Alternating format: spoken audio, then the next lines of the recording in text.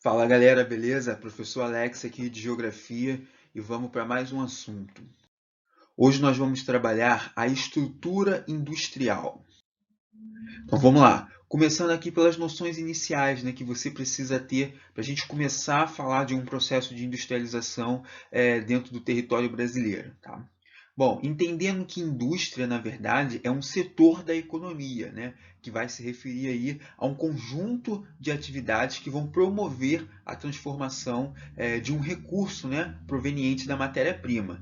E aí vão pegar esse recurso e vão transformar em um produto. Tá bom? Então, indústria nada mais é, galera, de que um setor econômico, tá? Responsável aí por um conjunto de atividades.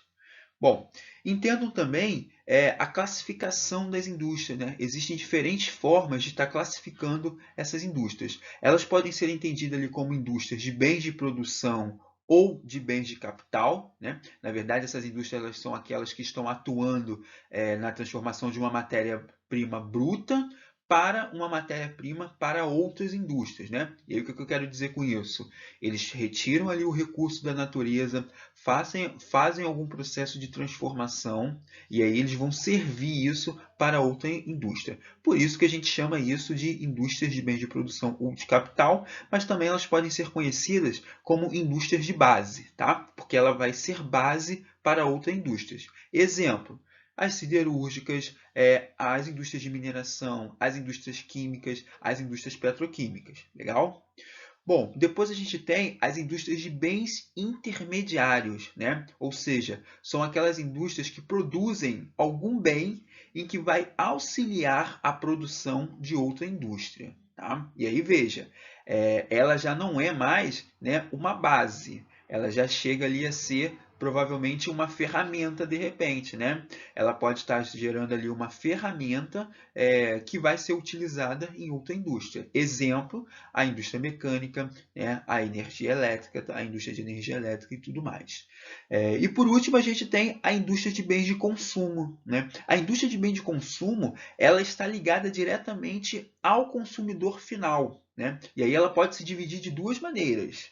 Seria a indústria de bens duráveis e a de não duráveis. Né? Exemplo disso, vamos lá. As indústrias de bens duráveis, né, elas vão fornecer produtos em que duram, e que tem uma durabilidade. Exemplo, eletrodoméstico, carro, por exemplo. Né? Então, elas vão ser responsáveis por estar produzindo esses determinados produtos. Já as indústrias de bens não duráveis, né, podem ser entendido como algo que tem uma durabilidade muito baixa. Né? Exemplo disso, alimentos, né, roupa, são exemplos de indústrias de bens não duráveis.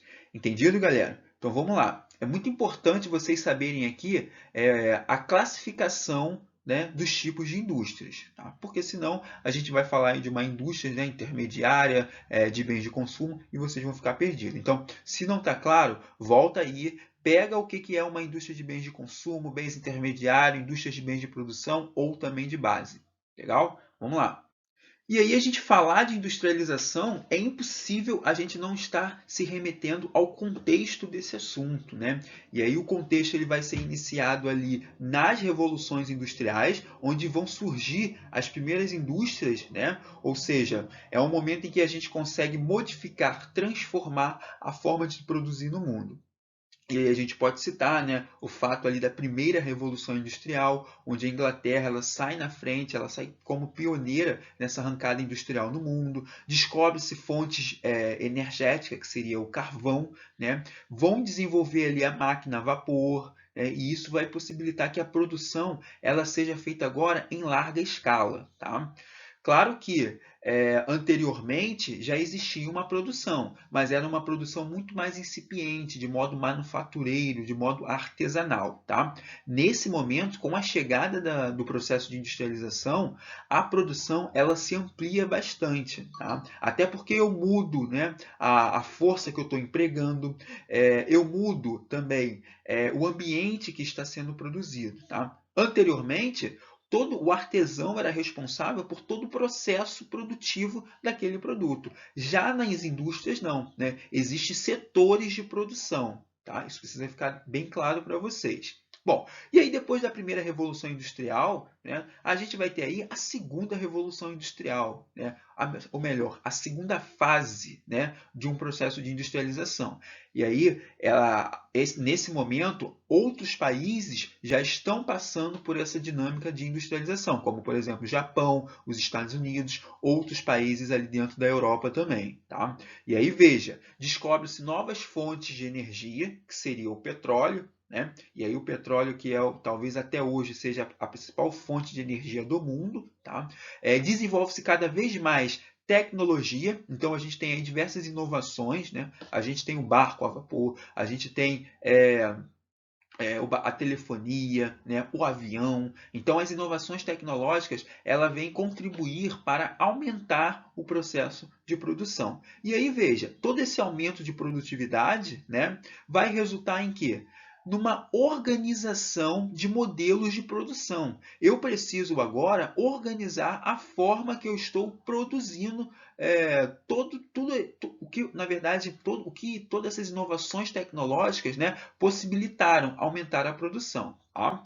E aí depois a gente vai ter a terceira fase da Revolução Industrial, né, que vai ser ali iniciada a partir da década de 70, também conhecida como Revolução Técnico-Científico-Informacional. Né? É onde a gente vai estar aliando a tecnologia, a ciência e as indústrias. Tá? E aí nesse momento, né, destaca-se as indústrias da bioquímica, da genética. Né?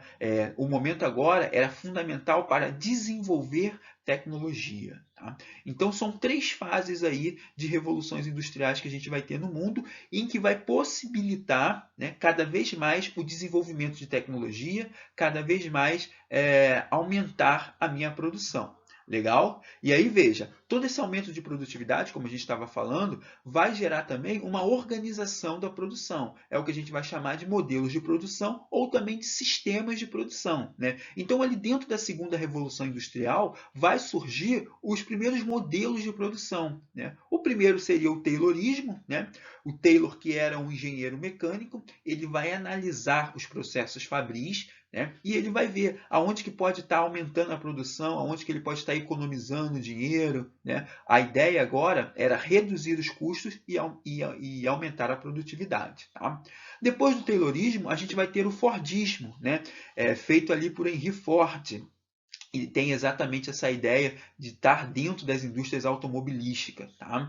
E aí o Fordismo ele vai ser um modelo de produção muito importante, porque ele vai entender que nesse momento era necessário ocorrer a padronização do produto. Né? Eu teria agora que ter um produto e esse produto ele tenderia a ser produzido dentro de uma esteira rolante, né? Dentro de uma linha de montagem. E aí isso é importante porque reforça aquela ideia dos setores de produção. Né? Que é exatamente cada indivíduo ele é responsável por uma parte do processo produtivo. Então pensa comigo, se hoje a gente está produzindo um automóvel, né, uma pessoa é responsável por colocar a roda, a outra pessoa é responsável por colocar o vidro, a lanterna, até chegar no produto final. Dessa forma, ele vai entender que a produção ela seria muito mais rápida. Tá?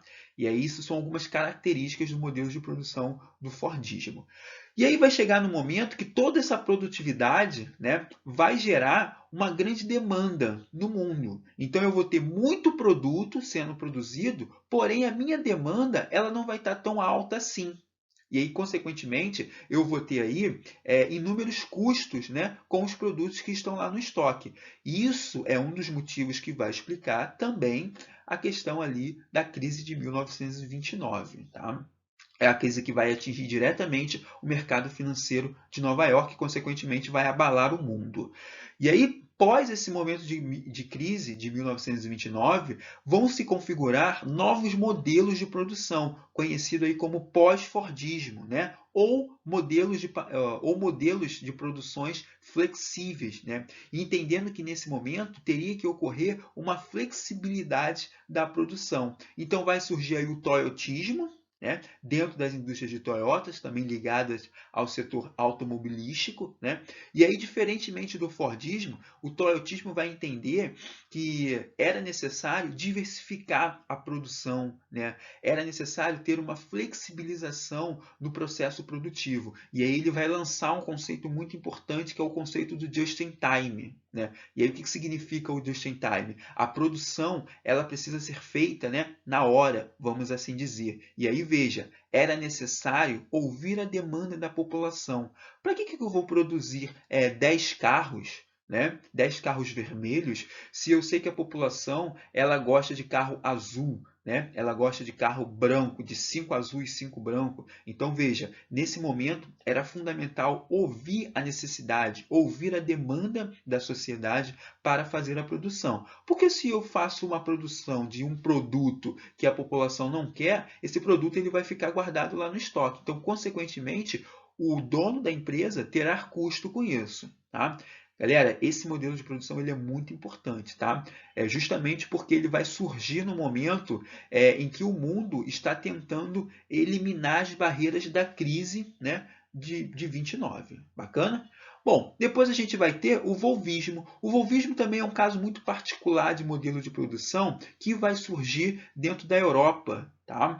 E aí veja, qual era a grande característica desse sistema de produção? Era a utilização da robótica, né? Todo o processo produtivo agora estaria ligado e estaria alinhado com a tecnologia, com a robótica. O que é muito semelhante, e de fato é, né, da terceira revolução industrial. Naquele momento ali em que você tem a associação, né, da ciência, da tecnologia e as indústrias. Legal? Bom, agora, entendendo, né, o processo de industrialização brasileira.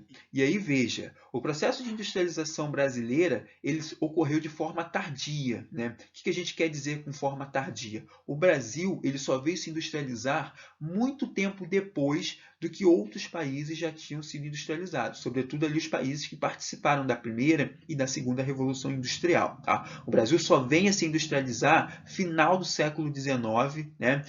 E início do século XX. E aí o que vai propiciar o desenvolvimento, né, essa arrancada industrial do Brasil? Exatamente a crise de 1929. Né? E aí veja, a gente falou que foi uma crise que atingiu diretamente a economia dos Estados Unidos, né? Consequentemente, no Brasil a gente estava passando aí pelo ciclo do café, pela economia cafeeira, e aí os Estados Unidos, que era o principal comprador do café nesse momento, vai deixar de comprar. E aí a gente já chega no governo de Getúlio Vargas. Né? Getúlio Vargas, entendendo que os Estados Unidos não estavam mais comprando café, ele vai promover uma política chamada de política de substituição das importações. Qual era o objetivo nesse momento? Tá? Vamos lá. Primeira coisa, era aproveitar todo o lucro obtido com o ciclo, né, do café. E aí veja, os empresários, né, os grandes cafeicultores, eles tinham dinheiro, eles tinham verba para poder investir, sendo que eles não poderiam mais investir no café, eles tinham que arrumar outra coisa para fazer os seus investimentos. E aí o Getúlio Vargas vai promover a substituição das importações.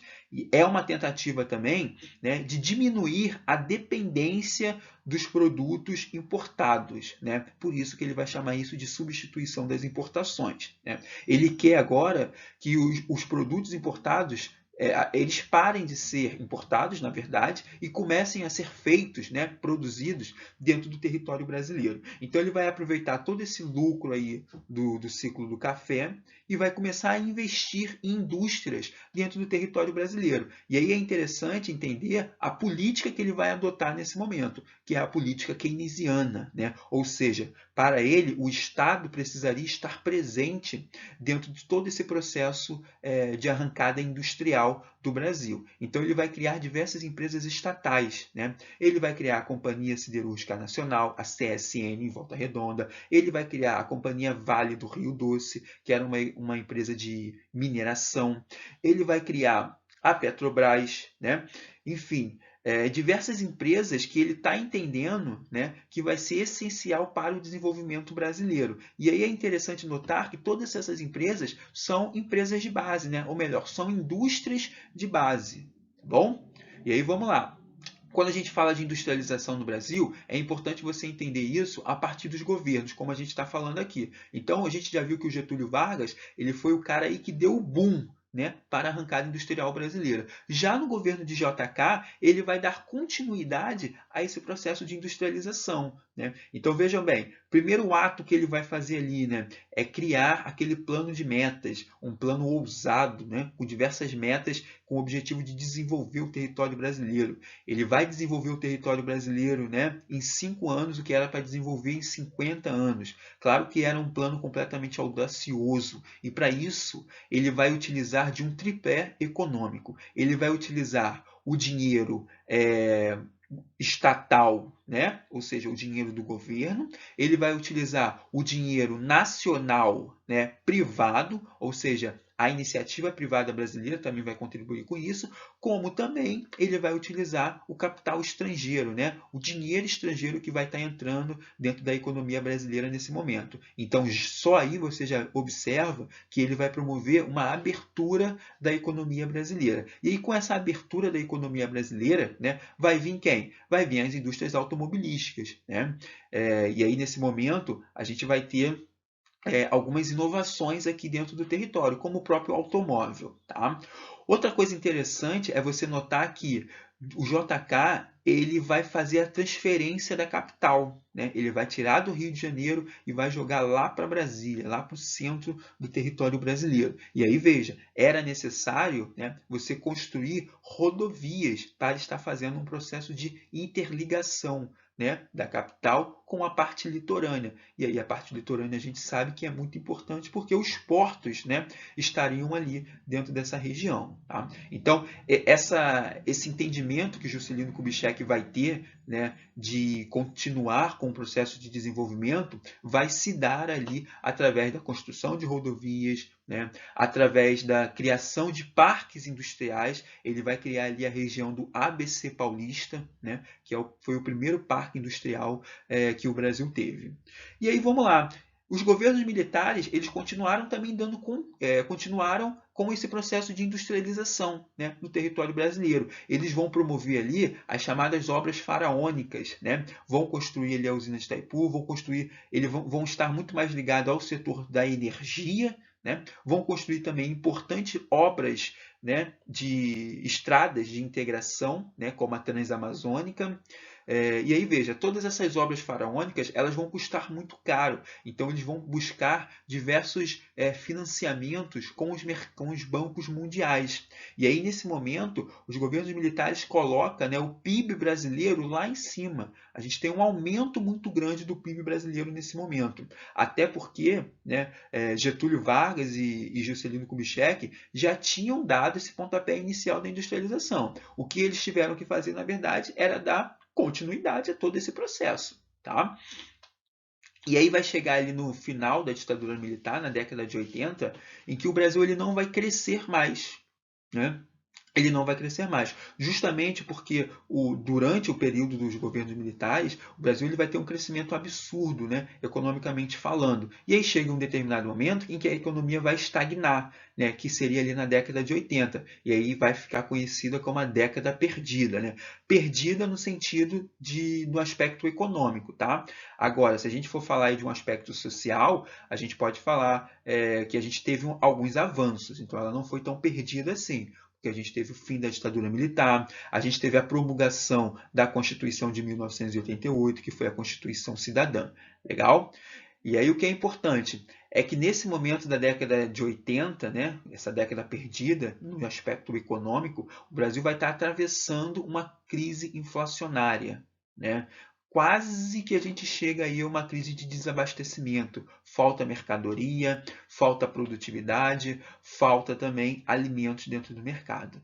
E aí a gente adentra na década de 90, né? Onde Fernando Collor de Mello e Fernando Henrique Cardoso eles vão tentar promover, tá? Eles vão tentar promover um avanço no aspecto econômico do Brasil, começando por Collor. Né? O Collor vai adotar uma medida completamente arbitrária e impopular. Né? Ele vai fazer o quê?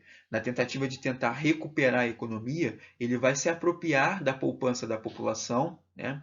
É claro que isso tem aí um certo valor, né? Ele não vai pegar de todo mundo, pessoas que têm, ele não lembra exatamente o valor, mas pessoas que têm acima de 4 mil na poupança, ele vai estar se apropriando com a ideia, né, de estar fazendo um empréstimo e depois devolver. Porém, muitas pessoas até hoje não o Collor não devolveu esse dinheiro, né? Não teve esse retorno. Assim como também atitudes, né, de corrupção, vai ficar marcado ali o seu governo, o que, liderado aí por um movimento estudantil, que é a UNE, né, vai pedir o impeachment dele e ele vai ser impeachmentado. E aí, veja, já no governo de Fernando Henrique Cardoso, também na década de 90, né, ele começa a tomar uma série de medidas para tentar reestruturar a economia. Talvez uma das mais importantes foi a criação, né, a transferência da moeda. Ele vai implementar o real, né?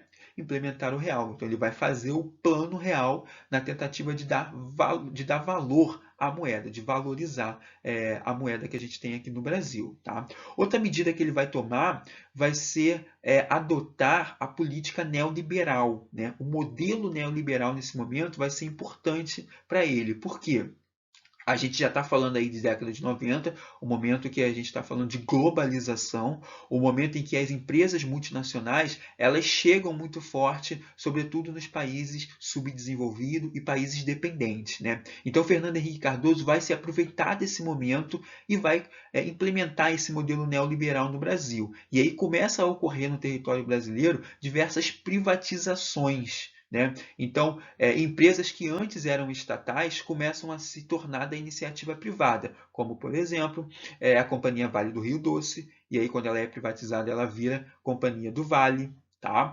E tudo isso por quê? Né? Na busca de estar contribuindo com o desenvolvimento da economia. Foi uma política que ele adotou, completamente diferente do que Getúlio Vargas promoveu lá na década de 30, né? Como seu Estado interventor. Para Fernando Henrique Cardoso, o Estado ele teria que estar de fora de todo esse processo. Claro que ele vai criar uma coisa chamada de agências reguladoras. Né? Essas agências reguladoras elas teriam a finalidade de estar fiscalizando essas empresas que foram privatizadas, tá? Como a ANEEL, a ANAC, né? Que são agências responsáveis por estar fiscalizando e regulamentando toda a iniciativa privada do território brasileiro. Bacana? Então, galera, vamos lá. Muito importante isso aqui que a gente fez, tá? A gente fez uma linha do tempo da industrialização brasileira, começando ali, né, no pós-crise de 1929, ciclo do café, e passamos pelos governos brasileiros. Bacana? E paramos aí no Fernando Henrique Cardoso, tá? Claro que a gente pode falar de Lula e Dilma e de Bolsonaro também, né? Se a gente for continuar nessa linha do tempo, entendendo que o governo do PT como um todo, né, teve políticas muito mais voltadas aí para a manutenção do processo de industrialização, políticas voltadas para programas sociais. Foi feito ali alguns programas na tentativa de contribuir com a industrialização, e sobretudo com o desenvolvimento do Brasil, que seria ali o PAC, né? Programa de Aceleração ao Crescimento. Muitas dessas obras foram para frente, outras nem tanto assim. Né? Já no governo do Bolsonaro, ainda está muito cedo para a gente estar analisando, mas a gente pode entender que ele é um cara que assume uma postura muito mais de abertura comercial. Né? Então, para ele, é importante que capital externo, capital estrangeiro, esteja dentro do nosso território. Né? Isso é uma das coisas que a gente pode estar avaliando nesse momento. Bom, então vamos lá. Vamos dar continuidade aqui. De tudo isso que a gente está falando aí, dessa linha do tempo, vai chegar ali na década de 90, né? A gente vai ter o processo de descentralização industrial. O que seria essa descentralização industrial? Né? É um momento em que os grandes centros urbanos eles começam a se saturar. E aí vejam bem, né? Esses centros urbanos é onde estão localizadas as indústrias. Tá? E aí veja, uma vez que a gente tem aí uma concentração populacional, a gente tem aí uma falta de mobilidade urbana, a gente tem aí trabalhadores chegando atrasado, enfim, as cidades, né, ou melhor, as metrópoles agora, elas estão completamente saturadas. E aí a gente começa a falar de um processo chamado de descentralização industrial, ou seja, as indústrias agora elas vão buscar regiões mais distantes do centro e que não estejam tão saturadas assim. E aí a gente começa a falar, né, das cidades médias. As cidades médias, elas são cidades que estão, de certa forma, próximas a esses grandes centros urbanos, mas ainda assim elas não estão saturadas. Então elas vão oferecer, né, melhores fatores de localização. O que seriam esses fatores de localização? Seria melhor mão de obra, seria melhor infraestrutura, né? Uma mobilidade que permite que o trabalhador chegue no trabalho, né, no horário certo. Então isso vai ser ideal para dar continuidade ao processo produtivo. E até de certa forma, né, essas cidades médias elas estão muito próximas dos centros urbanos. E aí é nos centros urbanos que a gente tem ali a parte administrativa dessa empresa. Então, é um casamento perfeito, né? E aí esse processo de descentralização industrial vai criar também uma nova dinâmica, chamada aí de guerra dos lugares, né? Chamada aí de guerra fiscal. E aí o que seria isso, né? A guerra fiscal ela é uma guerra que ocorre entre os municípios, né? Para implementar essa indústria dentro do seu município. Tá? E aí a gente sabe que uma indústria vindo para o seu município tem a possibilidade ali de gerar inúmeros empregos. Então todos os prefeitos eles querem, né, que a indústria venha para o seu município. Tá? Então isso vai gerar uma guerra. Cada prefeito da cidade vai oferecer melhores fatores de localização, né? E aí ele vai dizer assim, bom, você vindo para a nossa cidade, você é isento aí de 5 anos de imposto. O outro vai falar, vem para a nossa cidade que você vai ter um imposto de graça durante toda a sua permanência aqui. Enfim, vai criar então uma disputa ali entre as cidades, exatamente para poder colocar essa indústria dentro dela. Legal? E aí, só para a gente dar um panorama geral do processo da estrutura industrial brasileira, né?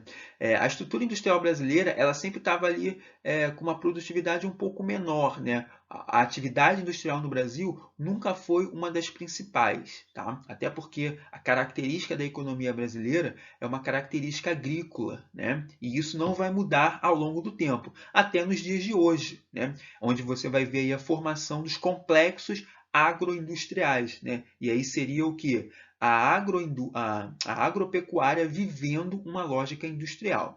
E aí em 2010, a atividade industrial ela vai representar apenas 3% do PIB brasileiro. Né? É um percentual muito pouco, né?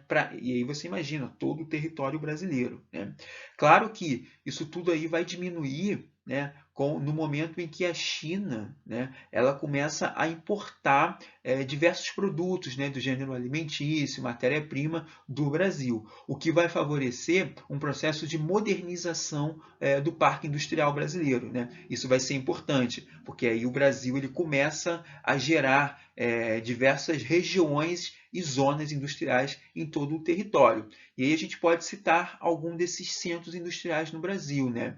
Primeiro entendendo que a região sudeste ela é a região mais concentrada no que tange as atividades industriais, sobretudo aí em São Paulo e Rio de Janeiro. Até porque não é difícil de se imaginar, né, galera? Toda a arrancada industrial brasileira vai iniciar com Getúlio Vargas no Rio de Janeiro. Então a gente falou ali da criação da Companhia Siderúrgica Nacional em Volta Redonda, no Rio de Janeiro. A gente falou da Petrobras no Rio de Janeiro. Né? Então, todas essas indústrias, né, que foram criadas lá na década de 30 vai ser fundamental para colocar a região sudeste no cenário de mais industrializada das regiões brasileiras. Até mesmo São Paulo, né? São Paulo que tem ali o ABC paulista, né? Hoje em dia a gente já fala de ABCD paulista com a entrada de Diadema, tá bom? E Minas Gerais também, que se destaca aí nas indústrias de mineração, tá? Já na região sul, a gente pode citar os estados do Rio Grande do Sul, do Paraná, Santa Catarina, né, como importantes estados de atividades industriais para o Brasil. Já no Nordeste, a gente pode colocar Recife, Salvador, Ceará, posso até citar Camaçari, Lauro de Freitas, que são cidades que ficam ali a sul, né, do estado da Bahia, e que estão com um avanço, né, de industrialização, sobretudo aí relacionado às atividades automobilísticas, a produção de calçado também.